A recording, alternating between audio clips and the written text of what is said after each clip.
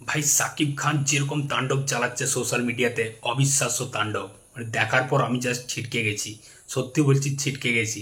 তো সাকিব খানের রিসেন্ট যে সিনেমাটা এসেছিল তুফান, যেটা একটা হিউজ ব্লকবাস্টার সিনেমা, সেই সিনেমার ফার্স্ট যে গানটা লাগে উড়াদুরা, সেই গানটা 100 মিলিয়ন ক্রস করে দিয়েছে।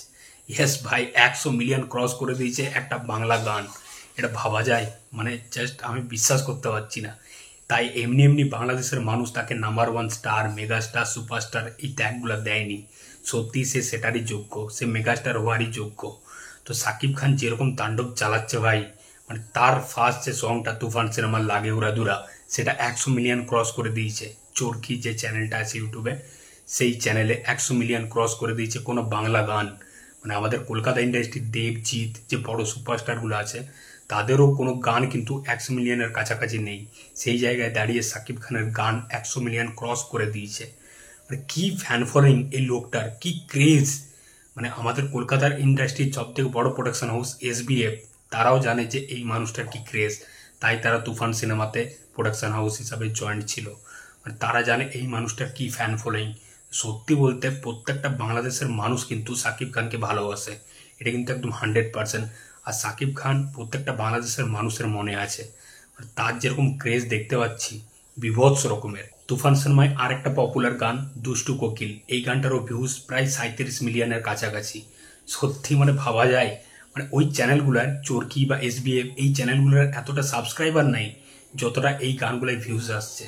তো সাকিব খানের একটা গানে থাকা মানে সেই গানটার একটা আলাদাই লেভেলে চলে যায়। সাকিব খান যে গানের মধ্যে থাকছে সেই গানটার একটা আলাদাই ভিউজ, আলাদাই একটা মানে ক্রেজ।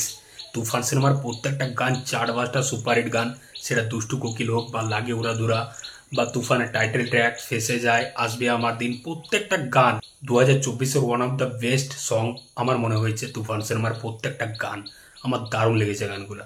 তো একবার ভাবুন, সাকিব খানের একটা সিনেমার জন্য কেন 2.5 কোটি টাকা চার্জ হবে না?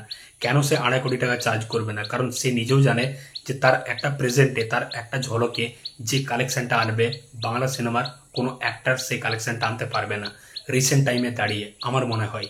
তো সাকিব খানের যে ক্রেজ, যে ফ্যান ফলোয়িং, সেটা অবিশ্বাস্য, সেটা আলাদা লেভেলের বস সেই ক্রেজটা। তো আমি চাই মেগাস্টার সাকিব খানের আপকামিং সিনেমাটা দরদ, যেটা সেপ্টেম্বরে রিলিজ করার কথা আছে, সেই সিনেমার গানগুলো সুপারহিট চার্টবাস্টার গান হোক। এছাড়াও সাকিব খানের আপকামিং যে প্রজেক্ট, যে সিনেমাগুলো আসছে, সেই সিনেমার গানগুলোও সুপারহিট হোক। কারণ একজন সুপারস্টার বা একজন হিরোর সিনেমার গান কিন্তু খুব ভাইটাল রোল প্লে করে সেই সিনেমাটা পপুলার হওয়ার জন্য, সেই সিনেমাটা হিট সুপারহিট হওয়ার জন্য। আজকে তুফান সিনেমাটা এত বড় ব্লকবাস্টার সুপারহিট হয়েছে, কিন্তু তার 50% কন্ট্রিবিউশন কিন্তু তুফান সিনেমার প্রত্যেকটা গান কিন্তু সুপারহিট চার্টবাস্টার হয়েছিল বলেই তুফান সিনেমাটা আজ এত পপুলার, এত মানুষের কাছে পৌঁছে গেছে। তো মেগাস্টার সাকিব খানের এই 100 মিলিয়ন রেকর্ডটা নিয়ে তোমরা কতটা এক্সাইটেড, তোমরা কতটা খুশি, অবশ্যই কমেন্ট করে জানাও। আমার মনে হয় আজ পর্যন্ত এই রেকর্ডটা কিন্তু কোনো স্টার বা সুপারস্টার করতে পারেনি। আমার মনে হয় দারুণ লাগছে যে সাকিব খান এরকম একটা রেকর্ড বানালো। তো যদি সাকিবিয়ান হয়ে থাকো, যদি সাকিব খানের ফ্যান হয়ে থাকো, তাহলে এই চ্যানেলটা অবশ্যই সাবস্ক্রাইব করে দাও বস। দেখা হচ্ছে পরের ভিডিওতে। চললাম।